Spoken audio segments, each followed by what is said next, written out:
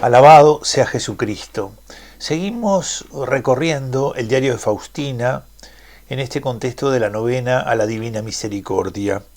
Y hoy tenemos presente el número 1109 del diario de Faustina. Y de él tomamos la parte en donde aparece resaltado en negritas porque refiere a lo que el Señor le comunica a Faustina, ¿verdad?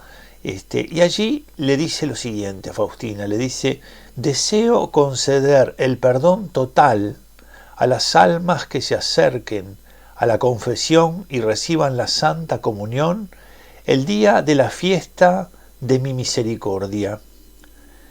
Y me dijo: hija mía, no tengas miedo de nada, yo siempre estoy contigo, porque aunque te parezca que no esté, y tu humillación me atrae desde lo más alto del trono, me uno estrechamente a ti. 1109 del diario de Faustina.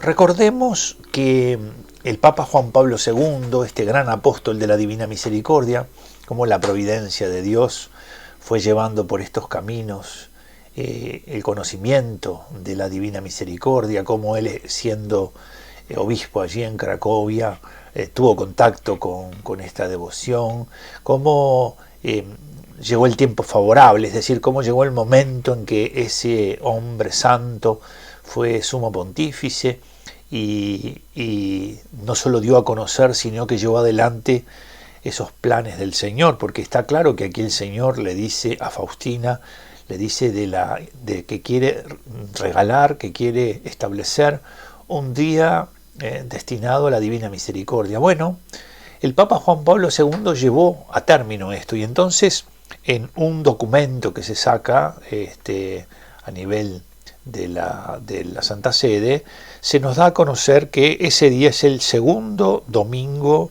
de Pascua.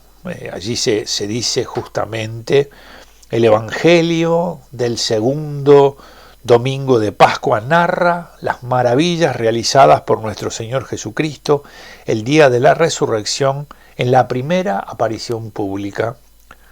Y entonces se nos cuenta ese Evangelio, ¿verdad?, en donde se habla del don de la paz que el Señor quiere comunicar, en donde se nos dice que envía su Espíritu Divino, reciban el Espíritu Santo, a quienes perdonen los pecados les quedan perdonados y a quienes se los retengan les quedan retenidos. Bueno, dice el documento, para hacer que los fieles vivan con intensa piedad esta celebración, el mismo sumo pontífice ha establecido que el citado domingo se enriquezca con indulgencia plenaria. A esto es a lo que quería llegar hoy. La indulgencia plenaria. ¿Qué es la indulgencia plenaria? Cada uno de nosotros comete pecados. Y cada vez que cometemos pecados y nos arrepentimos de los pecados, nos vamos a confesar.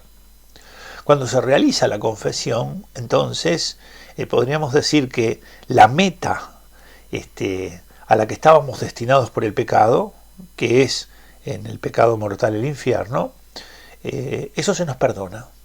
O sea que la pena se perdona. Pero ¿qué queda? Queda la culpa. Hay un reato de pena y un reato de culpa, dicen los moralistas. En el caso de la pena se perdona.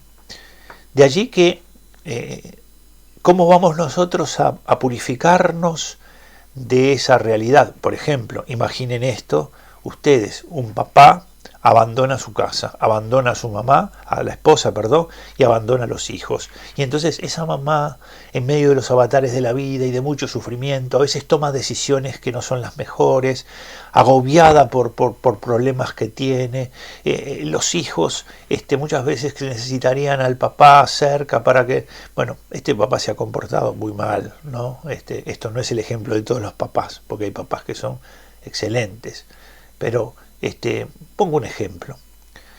Esa mujer incluso tiene relaciones con otros hombres. Entonces, ciertamente que la vida de ella ha estado marcada también por una decisión que en un momento determinado tomó, siempre, ¿no?, pensando en esa decisión injusta, ese hombre que la abandonó.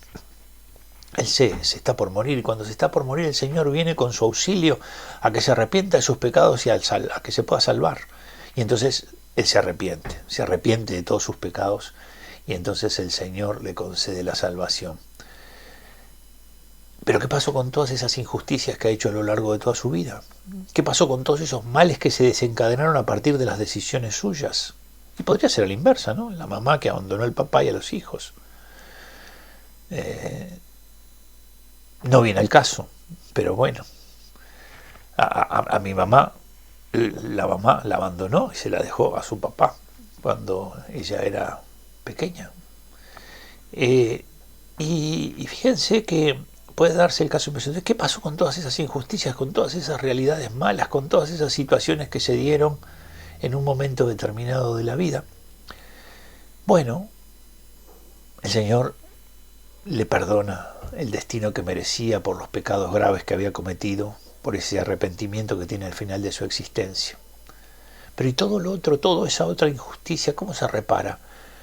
En la vida, a través de los sufrimientos, o en el purgatorio, a través de la purificación después de la muerte. La indulgencia perdona eso. Perdona esa realidad que hay que reparar o a través de los sufrimientos en la vida o a través de la purificación del pecado luego de la muerte. La indulgencia plenaria.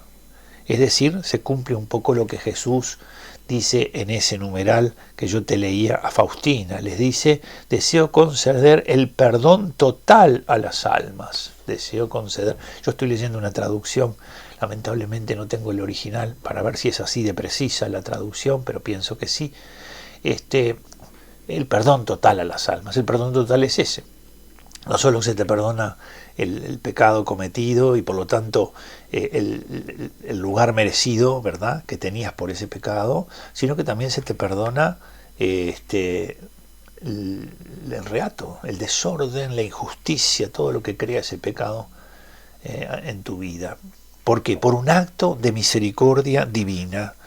De manera que dice este documento, dice, se concede la indulgencia plenaria con las condiciones habituales.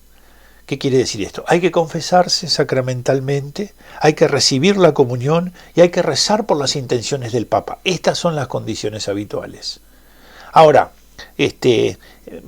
yo he escuchado, y de hecho debe ser así, que algunos dicen, bueno, si no te pudiste confesar hoy, te puedes confesar mañana, pasado, y entonces en los días más cercanos a la Divina Misericordia. Si te podés confesar, confesate. Si te podés confesar, confesate. Si te confesaste el día anterior, evidentemente que tal vez podés arrimarte al sacerdote a explicarle esa situación, o tal vez esa confesión tan cercana tiene valor, ¿verdad? Pero para que el demonio no ande poniendo en tu cabeza dudas, si te podés confesar, confesate, porque basta que uno haya cometido pecados actuales o que haya cometido pecados en su vida para que pueda arrepentirse de ellos y explicitarle al confesor cuál es la intención de esta confesión. La comunión, recibir la Sagrada Comunión Eucarística y rezar por las intenciones del Papa, ¿verdad? Esas tres cosas son. Pero en este caso concreto, vinculado con la Divina Misericordia, digamos, dice el documento, en el domingo segundo de Pascua, llamado de la Misericordia Divina, en cualquier iglesia o oratorio, con espíritu totalmente alejado del afecto a todo pecado, no queriendo pecar, morir antes que pecar, como decían los santos, ¿verdad? Incluso venial, participar en actos de piedad realizados en honor de la misericordia divina, como puede ser, por ejemplo, el rezo de la coronilla de la Divina Misericordia. Me parece que ese es el más explícito, el más concreto, como puede ser estar rezando delante de Jesús en la Eucaristía, como puede ser rezar a los pies del cuadro de la Divina Misericordia, ¿verdad? Dice, o al menos rece en presencia del Santísimo Sacramento, dice el documento, públicamente expuesto o conservado en el sagrario, el Padre Nuestro y el Credo, añadiendo la invocación, Señor Jesús, o sea, Jesús misericordioso, confío en ti confío. O sea, si las prácticas de piedad tienen que ver con la coronilla de la Divina Misericordia, ¿verdad? Sería suficiente. En caso de que se realice en una adoración eucarística, entonces rezar el Padre Nuestro y el Credo, y luego Jesús, en ti confío. Esa invocación parece vital y central. Este domingo, indulgencia plenaria, ¿Por qué? Porque Dios es misericordioso. Y es tan misericordioso que es capaz de concedernos un perdón total. Que el Señor te llene de alegría por saber que hay una puerta por la que tú, aunque seas muy pecador, puedes golpear, porque el Señor está especialmente esperándote a ti. Que Dios te bendiga y que este domingo puedas recibir esta gracia que el Señor derrama a través de la divina misericordia. Y yo te bendigo en el nombre del Padre, del Hijo y del Espíritu Santo. Amén.